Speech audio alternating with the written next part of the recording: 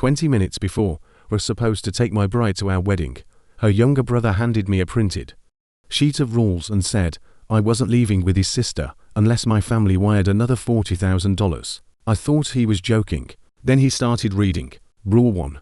After marriage, all household income is to be managed by Emily. People around him laughed. He kept going. Rule 2. Michael must show proper respect to Emily's parents. That means birthday gifts, holiday gifts, regular financial support, and showing up whenever mom or dad asks. More laughter. I looked at my future father-in-law. He was smiling.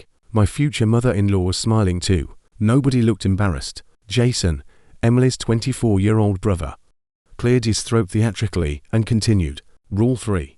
For every child Michael and Emily have, Michael's family will pay mom and dad $10,000 as a thank you for raising Emily. That finally made me speak. What? Jason grinned. If you have 2 kids, 20 grand. He tapped the paper. And if you violate any of these conditions, the $40,000 security deposit is forfeited. Then he folded the sheet once, shoved it into my hand, and said loudly enough for everybody in the living room to hear, "Take it home, frame it, and hang it in your bedroom so you don't forget." The bride's relatives burst out laughing. I didn't. I was standing there in a custom tuxedo with a boutonniere on my chest, surrounded by my groomsmen, while the convoy of wedding cars waited downstairs with engines running.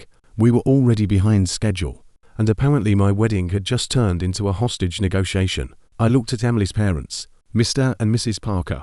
Nobody mentioned a $40,000 deposit before today. Her mother smiled as if I were the difficult one. Well, we're mentioning it now. I held up the paper. And these rules. What's wrong with them? What's wrong with paying you $10,000 every time your daughter gives birth? Her father chuckled. You're looking at it the wrong way. How should I look at it? As gratitude. I almost thought I'd misheard him. Gratitude. Yes. We raised Emily for 28 years. Do you think that was easy? I stared at him. My parents raised me too. Her mother cut in. A son is different. There it was. I could already feel the muscles in my jaw tightening. I tried to stay calm. It was my wedding day. I'd been with Emily for 9 years. 9. We met in college. We survived exams, first jobs, long-distance months, career changes, sick parents, bad apartments, stupid arguments, making up, saving money, and the 1,000 small things that make you believe you know another human being. I knew she hated cilantro. I knew she slept with one foot outside the blanket. I knew she got quiet instead of angry when she was truly hurt. I knew she was terrified of thunderstorms, but pretended she wasn't. Or at least I thought I knew her. So I told myself this nonsense couldn't possibly have come from Emily. It had to be her parents. That was what I believed for another hour. 2 weeks before the wedding, my family had already given the Parkers a $20,000 wedding gift. That was the term everybody used because calling it a bride price sounded insane in suburban America. Their family had some old traditions, and my parents had agreed to honor them.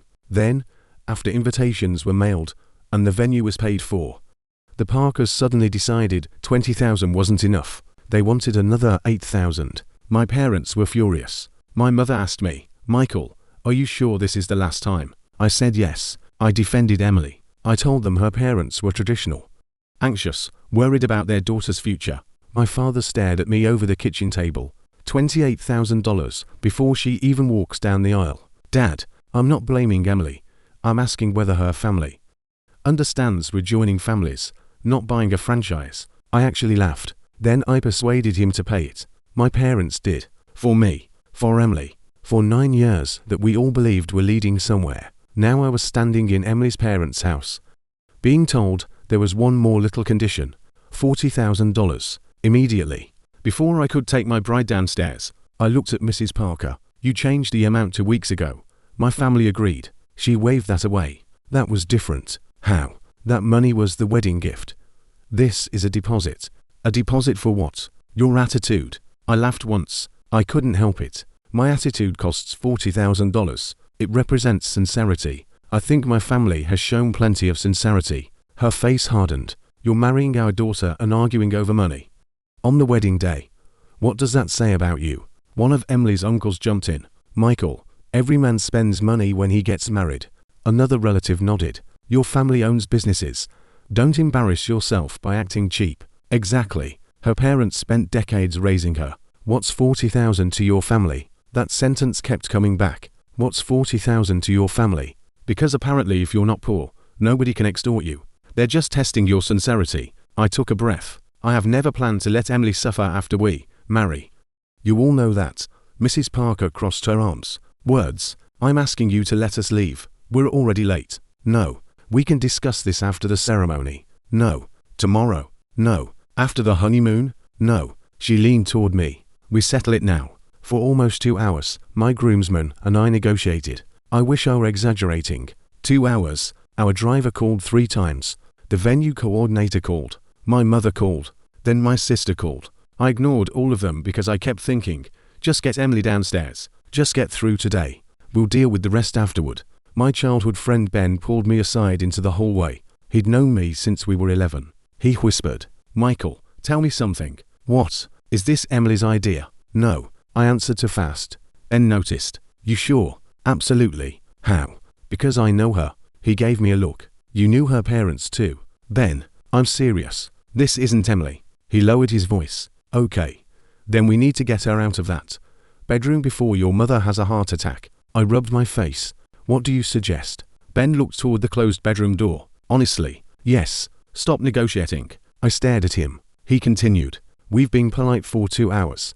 They're enjoying this. Another groomsman nodded. They know the whole schedule depends on us leaving. That's why they waited until today. Ben said, we get Emily. We leave. After the wedding, buy them a new door if you have to. That's your plan. I didn't say it was elegant. I should have walked away right then. That would have saved everybody a lot of pain. Instead, I still wanted the wedding. That's the embarrassing truth. I was angry, humiliated, suspicious. But I still thought 9 years had to mean more than one horrible morning. So I went inside one last time. Mrs. Parker, she looked at me. Do I really have to wire you $40,000 before you let Emily come with me? Jason answered instead. If you don't pay, don't even think about walking into that bedroom. I stared at him. He smirked. Something in me finally cracked. I walked back outside. Ben raised an eyebrow. Well, I loosened my collar. Get him away from the door. Ben smiled without humor. Finally, the next minute was chaos. Ben pulled Jason aside when he wasn't paying attention. 2 of my friends pushed toward the bedroom. Emily's relatives rushed us. People were yelling.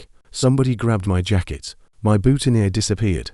The sleeve of my tuxedo tore near the shoulder. I felt fingernails rake across my cheek. Then, bang, the bedroom door gave way. The bridesmaid screamed. Emily sat on the edge of the bed in her wedding gown. White dress, veil, perfect makeup. The woman I had pictured walking toward me for years. For one stupid second, everything else disappeared. Then I remembered why I had just forced my way into my own wedding.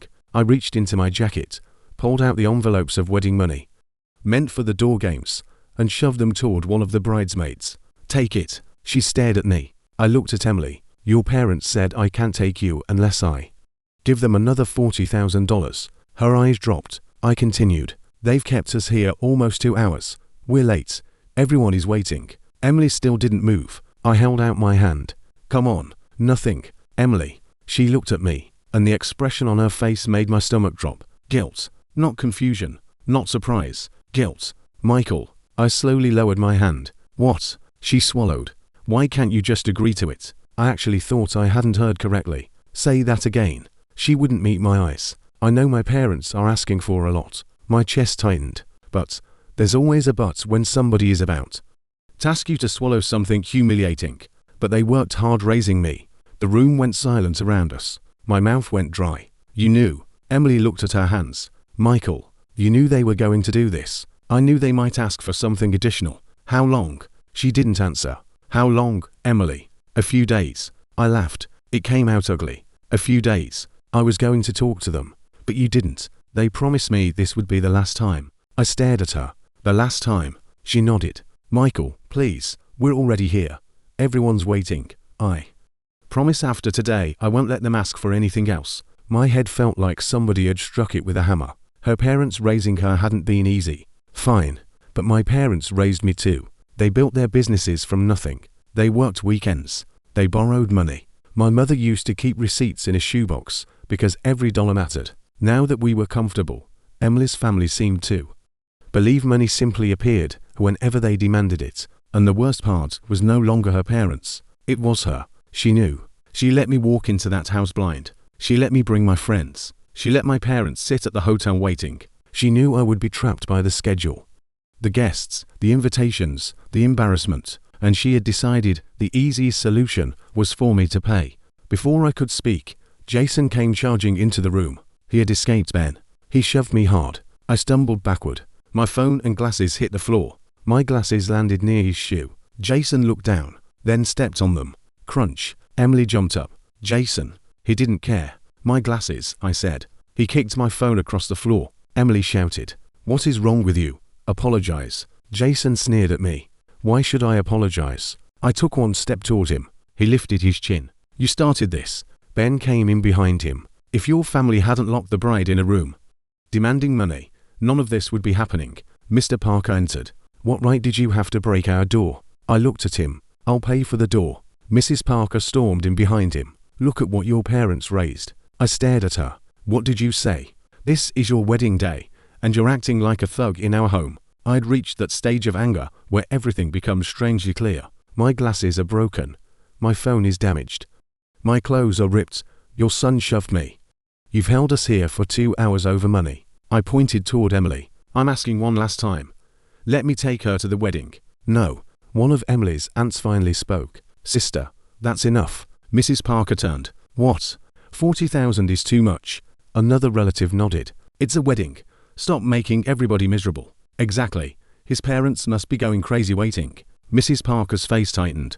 Being contradicted in front of everybody apparently offended her more than what she had done to me. She turned toward me. No deposit. No wedding. Nobody spoke. Even Jason looked surprised. I stared at her. She raised her chin. If you won't pay, go home. I should have. I almost did. But I looked at Emily. 9 years. That was the problem. People talk about 9 years like it's a number. It isn't. It's birthdays, vacations, arguments, hospital visits, graduations, the first cheap apartment, meeting parents, learning each other's habits, thousands of messages, thousands of meals, thousands of ordinary nights. You don't switch that off because somebody says go home. Jason saw me hesitate and grinned. Go. I looked at him. What? Leave. He laughed. You don't have the guts. Ben immediately put a hand on my shoulder. Michael. I could hear the warning in his voice. Don't. Inside my head, 2 versions of me were screaming. One said, walk out. The other said, your bride is sitting 10 feet away. Are you seriously throwing away 9 years over one day? I looked at Emily. She looked at her mother. Then back at me. Her face was torn, but she said nothing. Nobody could make the decision for me. Then a worried voice came from the front door. Michael. I turned. My sister Grace stood there with her 5-year-old daughter, Mia. Mia slipped through the adults and ran straight toward me. Uncle Michael. I bent down automatically and caught her. She wrapped both arms around my neck. Grandma keeps calling you. You didn't answer, so Mommy and I came. Then she pulled back and studied my face. Where are your glasses? I swallowed. They broke. She touched a scratch on my cheek. Why is your face hurt? That nearly broke me. My entire family was sitting somewhere waiting for me to bring Emily home. They had decorated everything. My mother had been awake since 4. My father had checked the venue 3 times. My sister had spent weeks helping prepare. And I was standing there looking like I'd lost a bar fight. Because my future in-laws wanted another 40 grand. Grace stared at my torn tuxedo. What happened? Nobody answered. What are you people doing? Mrs. Parker looked away. The room suddenly became uncomfortable. Grace's expression sharpened. Can somebody please tell me what's going on? Jason answered first. He always did. Ask your brother. Then said, I'll tell her. And he did. All of it. The extra money. The rules. The bedroom door. The broken glasses. Everything. Grace's face changed several times while he spoke. But when he finished, she did something I still remember. She turned to Emily's parents and apologized. I'm sorry if Michael damaged anything in your home. He lost his temper. We'll pay for the repairs. Grace. She squeezed my arm. Not now. Then she faced Mrs. Parker. I understand you want security for Emily. Mrs. Parker lifted her chin, pleased to finally be treated with the respect she believed she deserved. Exactly. Grace continued. Our family loves Emily very much. Michael probably never told you, but we prepared a wedding gift for her. Mrs. Parker interrupted. You're planning to go on stage? Grace blinked. What? At the wedding? Yes, I'm his sister. Mrs. Parker's mouth tightened. You're a widow. The room went dead. Grace stared at her. I felt my heartbeat change. Mrs. Parker continued, I don't have anything against you personally. But a widow, going on stage during a wedding ceremony. It's bad luck. Emily turned red. Mom, what? Stop. But her mother didn't. We're talking about tradition. Happy occasions. Should avoid things associated with tragedy. I looked at Grace. 3 years earlier, her husband had died in an accident. She had never remarried. She was raising me alone. My family had spent 3 years walking carefully around that wound because. Grace smiled for everyone else and cried when she thought nobody noticed. She had been excited about my wedding. She told me she wanted to stand on stage and hand Emily the keys to the surprise gift. And now my future mother-in-law was telling her she was basically bad luck because her husband died. Grace inhaled slowly. She tried to keep her voice steady. I'm Michael's sister. I know. I want to bless my brother's marriage. Mrs. Parker shrugged. You can bless them from your seat. I took a step forward. Grace grabbed me. Michael. I was shaking. She forced a smile. It's fine. No, it isn't. Today isn't about me. Then she looked at Mrs. Parker. Whether I go on stage doesn't matter.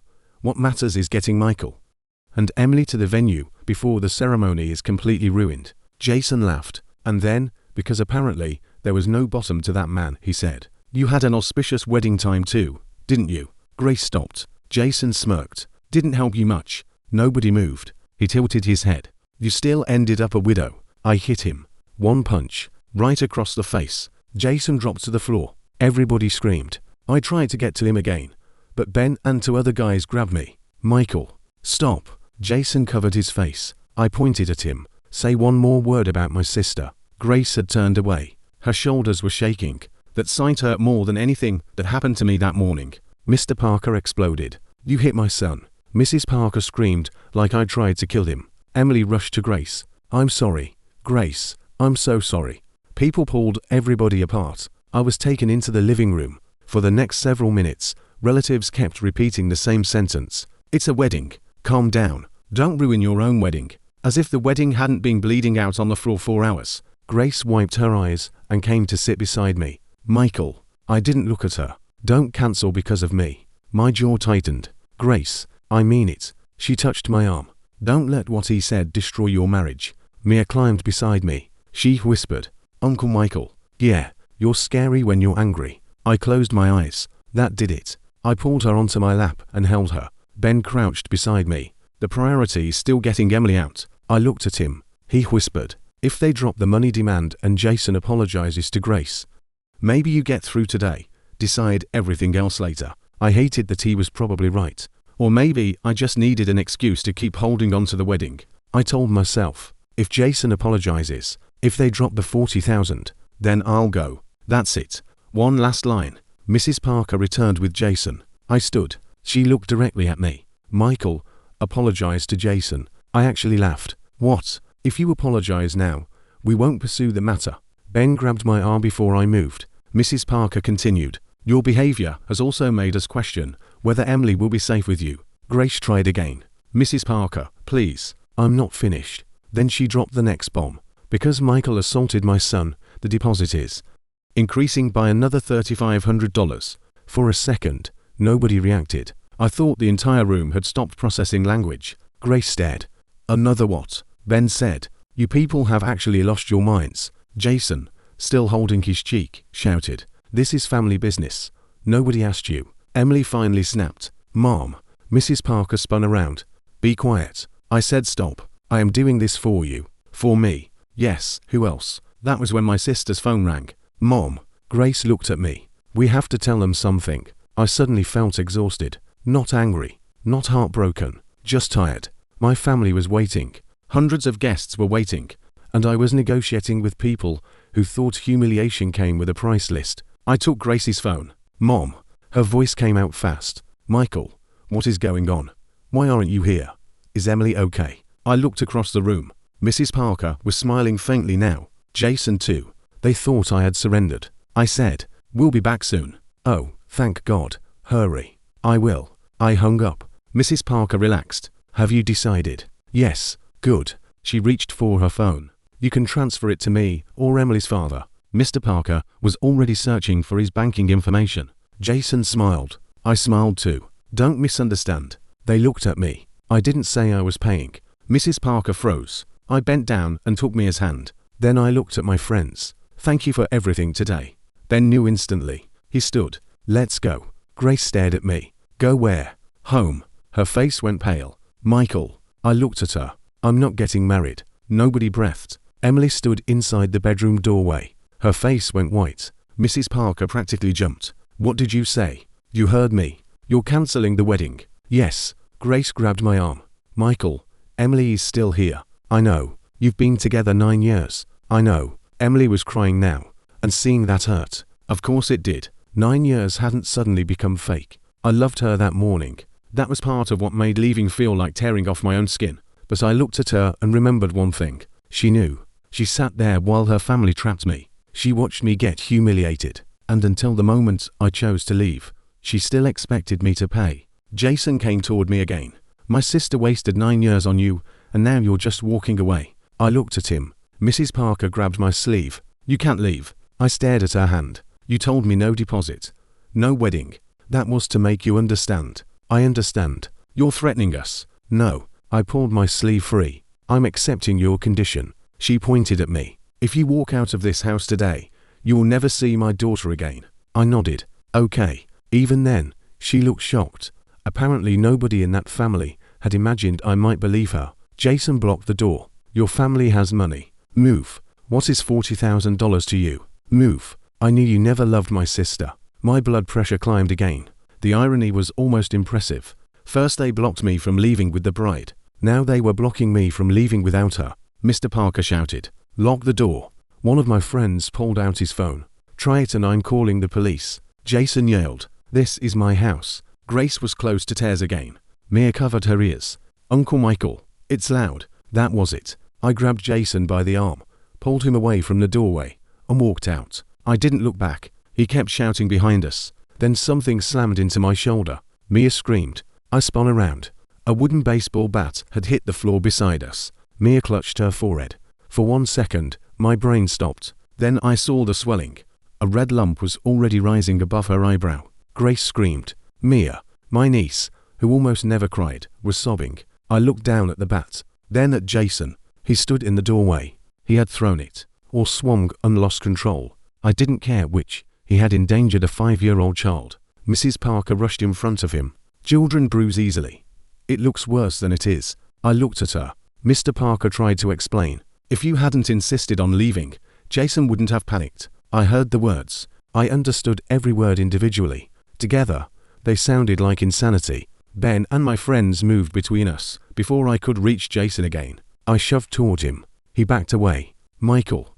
Ben grabbed me. Hospital. I looked at Mia. She was crying against Grace's chest. Hospital. Right. Not revenge. Not Jason. Mia. I pointed at him. If anything happens to her, this goes through the police and the courts. Jason tried to look tough. He didn't. I turned away. The wedding car was still downstairs. The driver looked like he had lived an entire lifetime while waiting for us. I opened the door. Hospital. Grace climbed in with Mia. Please hurry. Mia's eyes were closing. Grace panicked. Mia, sweetheart, look at me. I touched her cheek. Hey, she whimpered. Uncle Michael, stay awake for me. My head hurts. I know. Grace was crying now. I shouted toward the driver. Faster. We reached the emergency department. Doctors moved Mia through quickly because of the head injury. CT scan, neurological checks, observation. Grace and I sat outside waiting. 1 hour, maybe less. It felt like a year. I replayed everything. If I hadn't forced the door, if I had left earlier, if I had paid, if I had never proposed, if I had never. The doctor came out. Grace jumped up. How is she? No obvious brain injury. My knees nearly gave out. The doctor continued. But because of her age and the nature of the impact, I recommend keeping her for 48 hours of observation. Grace started crying again, this time from relief. Thank you. She kept saying it. Thank you, thank you. I sat down on the floor against the wall. Only then did I notice blood on my palm. My fingernails had cut into my skin so deeply while I waited that I'd broken it. Grace crouched in front of me. Michael, I'm sorry. Stop. If I hadn't. No. Grace. Mia is okay. She took my hand. And this is not your fault. I looked away. Go to the hotel. What? Mom and Dad are waiting. Hundreds of people are waiting. I'm not leaving you. I'll stay with Mia. She gave me a tired smile. Whatever you decide, Mom, Dad, and I are on your side. I hugged her. Then I went to the wedding venue. Ben was waiting outside. He looked relieved when he saw me. How's Mia? Stable. He exhaled. Thank God. Then his expression changed. You need to know what happened after you left. What? Emily's parents are furious. I assumed. No. I mean furious because you embarrassed them. I laughed. Of course. They were screaming that they're going to come here and settle things with your family. Let them. Ben studied my face. You sure? Yes. I walked inside. My parents were waiting near the ballroom entrance. My mother looked at my torn tuxedo, scratched face, missing glasses, and bloodied hand. She didn't ask me why I looked like that. Grace had already called them. I started. Mom, Dad, I'm sorry. Dad interrupted. Your sister explained. I looked at him. Mia. She said Mia is okay. Mom walked over and straightened what remained of my jacket. Her fingers shook slightly. Guests are all here. I know. She patted my shoulder. Then let's explain. No lecture. No blame. No I told you so. Just, let's explain. The three of us walked onto the stage. The ballroom quieted. I looked out. Friends, relatives, co-workers, my father's business partners, my mother's friends, people who had flown in, people who had driven 4 hours. Everybody was staring at me. And there was no bride. I picked up the microphone. Ladies and gentlemen, my voice cracked slightly. I'm sorry for keeping everybody waiting. The room was silent, for personal reasons that I won't drag all of you into right now. Today's wedding will not take place. Whispers spread instantly. I continued. I know many of you took time away from work and family to come here. I bowed my head. Some of you traveled long distances. You came because you wanted to celebrate something happy with me. My throat tightened. I'm sorry I couldn't give you that. I told them all. Wedding gifts and cash envelopes would be returned. I asked them to stay for dinner anyway. Then my parents and I walked table to table. We apologized. We poured drinks. We thanked people for coming. It was humiliating. But strangely, it also felt clean. The decision had been made. There was no more negotiating. Then shouting came from the entrance. I turned. Emily's family had arrived. Emily was still wearing her wedding dress. Her makeup had run from crying. Mrs. Parker stormed directly toward our table. Before anybody could stop her, she grabbed the tablecloth with both hands and ripped it toward herself. Plates crashed. Glasses shattered. Food hit the floor. Guests jumped backward. My father stood. What are you doing? She screamed. You still have the nerve to ask. My mother stepped forward. Our granddaughter is in the hospital because of your son. Mrs. Parker spat toward the floor. It's a bump on the head. My mother went white. Mrs. Parker continued. You people are using a child's little injury to make us look evil. Even some of Emily's relatives looked uncomfortable. Mr. Parker stormed onto the stage and grabbed the microphone. Everybody stop eating. The ballroom slowly quieted. You want to know why there's no wedding?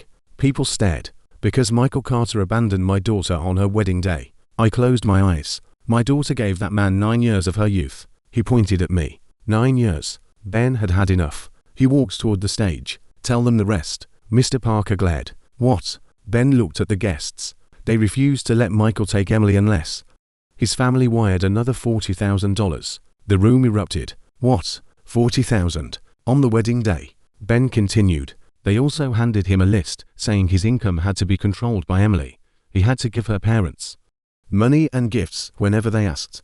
And he owed them $10,000 for every child he and Emily had. Someone laughed in disbelief. Another guest said loudly, why not rob a bank? People started talking.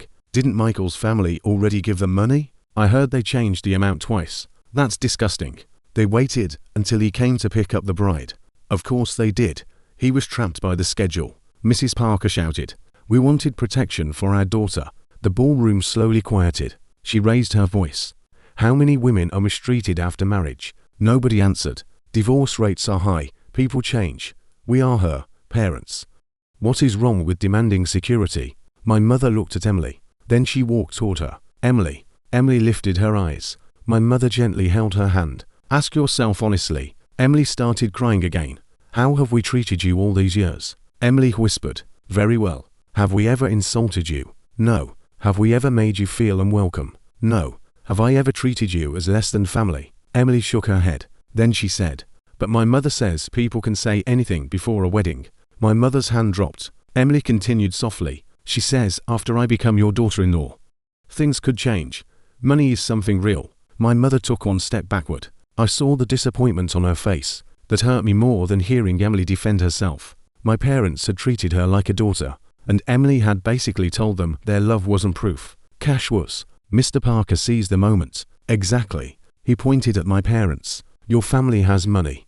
What is $40,000 to you?" A guest muttered. "That's not the point." Mr. Parker ignored him. "If they truly valued my daughter, such a small test shouldn't matter."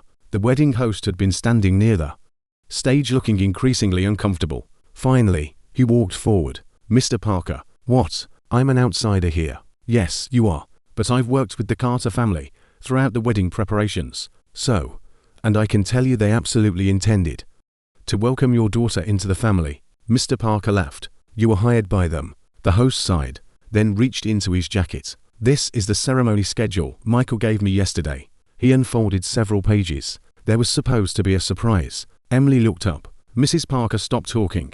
The host continued. "Michael's parents purchased a 2-bedroom apartment downtown in Emily's name." The room went quiet. Mr. Parker blinked. "What? A commercial storefront in the city center?" Mrs. Parker's mouth opened. "And a new car worth approximately $40,000. Nobody spoke. The host handed the document toward Mr. Parker. "You can check the addresses." He pointed. "Apartment building. Unit number.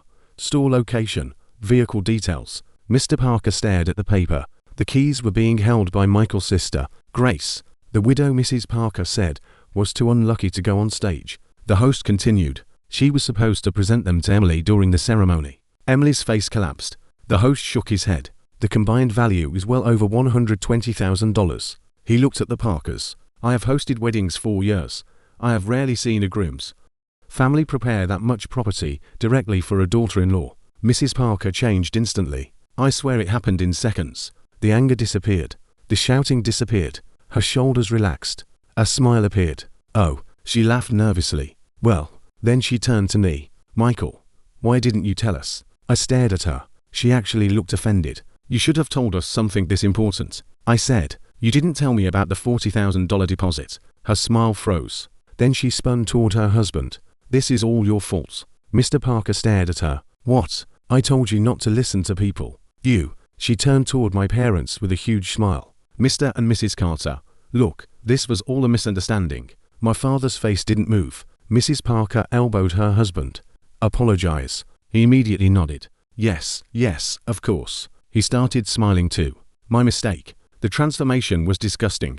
5 minutes earlier, they were screaming that my family had no sincerity. Now that they knew about the apartment, store, and car, suddenly my parents were honorable people again." Mrs. Parker pushed Emily gently forward. "Go." Emily looked at me. "Michael," Mrs. Parker whispered. "Talk to him." Emily started toward my mother. "Mom." My mother stepped back. Emily froze. My mother said calmly, "You and Michael are not married." Emily's lips trembled. "So please call me Mrs. Carter."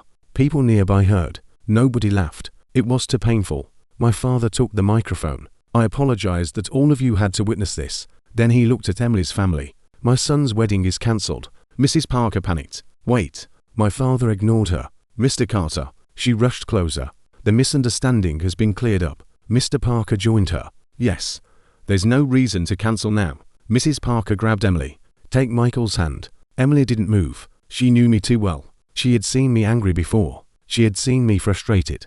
The way I looked at her now scared her more. Because I wasn't fighting. "Michael," she cried openly. "Please don't look at me like that." Some relatives on my side started telling the Parkers to leave. One uncle said, "You are no longer welcome here." Mr. Parker's pride finally disappeared. He turned toward my parents. "We were wrong." My mother said nothing. "Please." He lowered his head. "Michael and Emily have been together 9 years. That was the one argument that still had power. 9 years. My mother hesitated. I saw it. She hated everything that had happened. But she also remembered all those years. Mrs. Parker saw the hesitation too. She immediately said, "If you're angry, blame me. Hit me if you need to. Don't destroy the children's future." I nearly laughed at the word children. We were 28. Still, I looked at Emily. Then I said, "I'll continue the wedding under 2 conditions." Her head snapped up.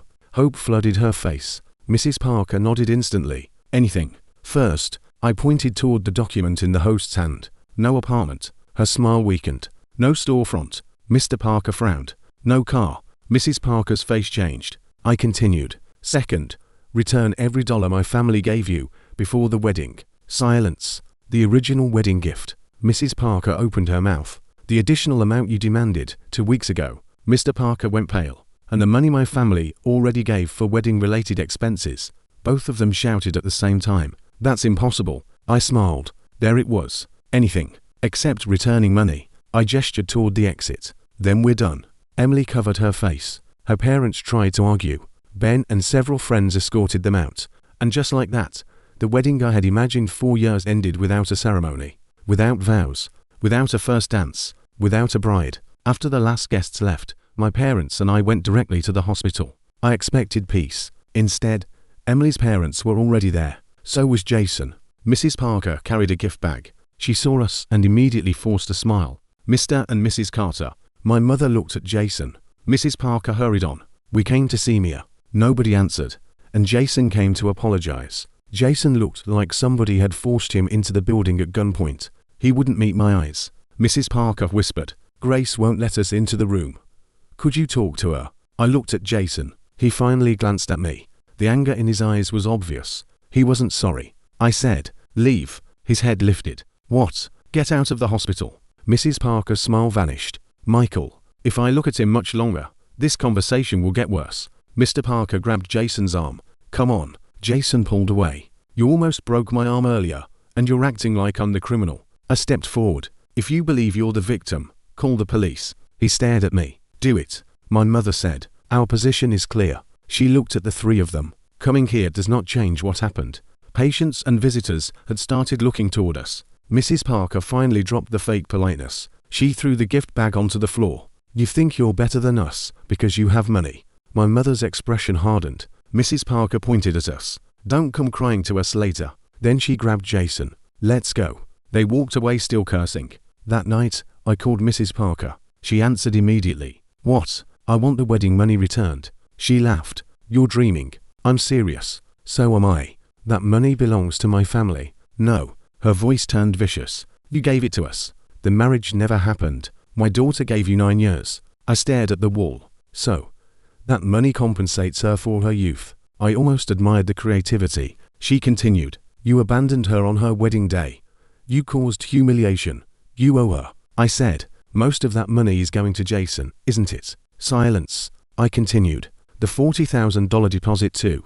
That's none of your business. It became my business when you demanded it from me. Our family finances are not your concern. Fine. I kept my voice calm. We'll settle it in court. She laughed. You're going to sue your almost mother-in-law. Yes. Silence. And that isn't the only legal issue coming. What do you mean? My sister is filing a criminal complaint regarding Jason injuring Mia. Her breathing changed. Michael, you should prepare yourselves. She exploded. You heartless bastard. I moved the phone away from my ear. You have money and you're still this cheap. I hung up. She called again. I blocked the number. Emily sent message after message. I didn't answer. Michael, please. I'm sorry. Can we talk? I know my parents were wrong. I never wanted this.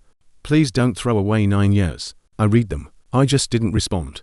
A few days later, she waited near the entrance to my office parking garage. When I walked toward my car, she stepped in front of me. She looked terrible. No makeup. Red eyes. Michael. I stopped. Move. Please. Emily. Do you really hate me that much? I don't hate you. That seemed to hurt her more. She whispered. Can't you forgive me? I looked at her. I thought I was clear. She shook her head quickly. The money wasn't my idea. Here we go. The wedding gift, the extra money, the deposit. All of it came from my parents. I opened my car door. I don't want your family's money. I stopped. What? I don't. She started crying again. I don't need the apartment either. I stared at her. I don't need the store. I don't need the car. I just want us. I closed the car door again. Does that change anything? She looked confused. You knew. Her face tightened.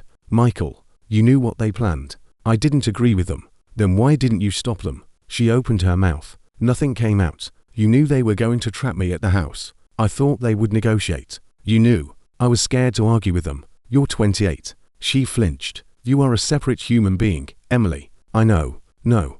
I don't think you do. I stepped closer. You can choose who you marry. She cried silently. You can choose when. I continued. You can choose how. Michael. But you sat on that bed and waited. Her shoulders shook. You let your parents humiliate me. I didn't. You let your brother insult my sister. I apologized. You let everybody corner me 4 hours. She covered her mouth. And when I finally reached you, what did you say? She looked down. I answered for her. Why can't you just agree? She sobbed. I felt my own eyes burning. You don't get to sit there like a victim and say you didn't do anything. I was caught between you and my parents. You made a choice. She shook her head. Yes, you did. I opened the car door again. You chose not to stop them. She grabbed my sleeve. Michael. I pulled free. You wanted the same result they wanted. No, you just didn't want to be the one asking me for it. She stared at me. And that was the first time I saw her really understand what I meant. I got into the car. Please. I looked at her through the open window. We're done, Emily. Then I drove away. For 9 years, I had believed she and I would reach the end together. I wasn't prepared for how stupid the actual ending felt. A security deposit. A list of rules. A broken pair of glasses. A baseball bat. Money. Pride. Parents who couldn't stop demanding more. And a woman who loved me, but apparently not enough to stand up and say no. Emily's parents refused to return the money, so I sued. In court, Mrs. Parker cried. She shouted. She accused my family of bullying them because we had more money. Then the reason they couldn't repay the wedding gift came out. They had already used most of it. Jason had gambling debts. That was where a large part of the money went. Suddenly the $40,000 security deposit made even more sense. It was never about Emily's security. It was about rescuing their son. The judge ordered the wedding money returned. The Parkers still refused. 2 months passed. Nothing. So I filed for enforcement. Accounts were frozen. Assets were reviewed. The debt was eventually recovered. Mrs. Parker called me dozens of times from different numbers. I blocked everyone. 1 month later, Grace filed a criminal case regarding Mia's injury. At first, she didn't want to. That was Grace. Too soft-hearted. Jason's family knew it too. That's why all of them except Emily came to our home. They begged. Then they cried. Then they knelt outside the gate. Mrs. Parker shouted, Grace, please. Grace stood behind the window looking sick. Michael. I looked at her. They've been there 4 hours. So, Mia recovered. I said nothing. Maybe. She hesitated. Maybe we should let it go. I turned toward her. Why? I don't want this following us forever. I understood. I really did. Then Mr. Parker's voice came from outside. If our son goes to prison, don't blame us for what happens. Grace went pale. Mrs. Parker shouted, we have nothing left to lose. And there it was. Begging had stopped working, so they switched to threats. I looked at Grace. This is why we don't drop it. She didn't speak. If screaming, threatening, and acting unreasonable works, what is the law for? Grace looked down. I continued. Today, they threaten us over this case. I pointed toward the gate. Tomorrow what? She looked at me. They demand money again. I asked. They threaten Nia. Her face changed. They show up at your house every time they want something. No. Where does it end? Grace wiped her eyes. I picked up my phone. They don't get rewarded for threatening you. I called the police. Emily's parents ended up spending time in custody. After continuing to harass and threaten my family, and Jason's case went forward, he was eventually sentenced to several years in prison. I later heard that prison had not been kind to him once. People learned the circumstances surrounding the case. I didn't celebrate that. Whatever happened inside wasn't my revenge and wasn't something I controlled. What mattered to me was much simpler. Mia was safe. Grace stopped checking her driveway every night. My parents stopped worrying that somebody would show up screaming at the house. And for the first time since the wedding day, I slept properly. Emily disappeared from my life. Mostly, I heard things through mutual acquaintances. 4 weeks after we broke up, she stayed in her room. Then she started going over everything that had happened, not just the wedding, years of it. Every time her parents demanded something and she asked me to compromise. Every time they favored Jason and she stayed quiet. Every time she knew something was unfair, but told herself keeping peace was easier. Eventually she cut contact with her parents entirely. I heard Mrs. Parker blamed me. Of course she did. According to her, I had destroyed their family. Not Jason's gambling. Not the wedding day extortion. Not the baseball bat. Not the threats. Me. Apparently accountability remained unavailable in that household. The cancelled wedding became neighborhood legend. People talked, relatives talked, business acquaintances talked. The story got exaggerated in both directions. Some versions had my family storming the house like a SWAT team. Other versions had the Parkers demanding enough money to buy a private island. But the basic truth was embarrassing enough. They had a future son-in-law who had spent 9 years with their daughter. My family had already prepared more than $100,000 in property for her, and instead of letting their daughter leave the house and get married, they gambled everything on one more demand. $40,000. That was it. That was the number they couldn't stop chasing. And because of it, they lost far more. They lost the marriage. They lost the wedding. They lost the money they had already received. Their son's gambling problem came out in court. Their son went to prison. Their daughter cut them off. And every person they knew eventually heard why. Months later, Ben and I were eating dinner when he suddenly laughed. "What?" I asked. He shook his head. "I was thinking about Jason's rule sheet." I groaned. "Don't. Frame it in the bedroom. Ben, come on." That part was objectively funny. It wasn't funny at the time. No. He took a drink. It really wasn't. For a while, we ate quietly. Then he asked, "Do you regret leaving?" I stared at my plate. The answer should have been simple. No. But human beings are annoying. You can know something was necessary and still grieve it. "I regret that it happened." Ben nodded. "That isn't what I asked." I looked at him. "No." He waited. "I don't regret leaving." "Good." I smiled bitterly. "I just wish I hadn't needed to." That was the truth. Emily and I had 9 real years. They weren't erased because the ending was ugly. There were good days. Thousands of them. There was love. Real love, at least on my side. Maybe on hers too. But love doesn't magically make somebody capable of standing beside you when standing beside you costs them something. On our wedding day, Emily had a choice. She didn't have to fight her parents. She didn't have to scream. She didn't have to cut them off. She only had to stand up from that bed, take my hand, and say, "I'm leaving with Michael." She didn't. That was the part I could never unsee. And her parents. If you ask them now what they regretted most, I'm pretty sure I know the answer. It wouldn't be humiliating my sister. It wouldn't be trapping us in the house. It wouldn't be the broken glasses. It probably wouldn't even be Jason hurting me. People like that rarely regret the cruel thing first. They regret the decision that cost them $40,000. The deposit they demanded because $28,000 wasn't enough. The deposit they insisted would prove my family's sincerity. The deposit they thought I was too weak, too embarrassed, and too in love to refuse. They were wrong. And I think that $40,000 demand became the most expensive mistake of their lives. This story is entirely fictional and created for entertainment purposes. All characters, relationships, workplaces, medical circumstances, financial events, investigations, and legal outcomes are invented for dramatic storytelling.